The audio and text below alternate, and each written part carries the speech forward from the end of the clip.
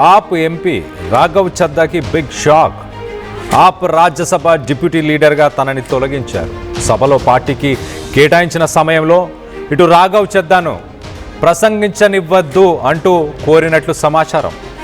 చద్దా స్థానంలో ఇటు పంజాబ్కి చెందిన ఎంపీ అశోక్ మిత్తల్ పేరు ప్రస్తుతానికి పార్టీ చేర్చింది.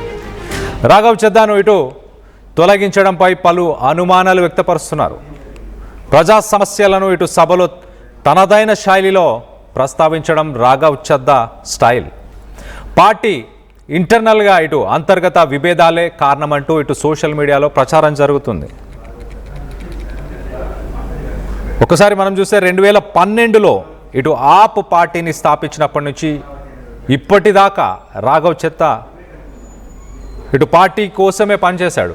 మొదటగా ఇటు ఢిల్లీలో ఒక ఎమ్మెల్యేగా పనిచేసిన రాఘవ్ చద్దా దాని తర్వాత ఇటు రాజ్యసభకి పార్టీ పంపించడం, మరి ముఖ్యంగా ఇటు కేజ్రీవాల్కి ఒక క్లోజ్ అసోసియేట్ అంటూ కూడా ఇటు రాఘవ్ చద్దా అని చెప్పుకోవచ్చు. కానీ ఇటు రాఘవ్ చద్దా ఇటు కేజ్రీవాల్ అలాగే ఇటు సిసోడియా అలాగే పార్టీకి సంబంధించిన మిగతా వ్యక్తులకు లిక్కర్ స్కామ్ కేసులో వాళ్ళందరినీ కూడా విడుదల చేసిన తర్వాత వాళ్ళ గురించి సోషల్ మీడియాలో ఎలాంటి స్టేట్మెంట్ ఇవ్వలేదు. ఈ మధ్యకాలంలో పార్టీకి సంబంధించి మీటింగ్స్లో కూడా రాఘవ్ చద్దా అటెండ్ అవ్వట్లేదు.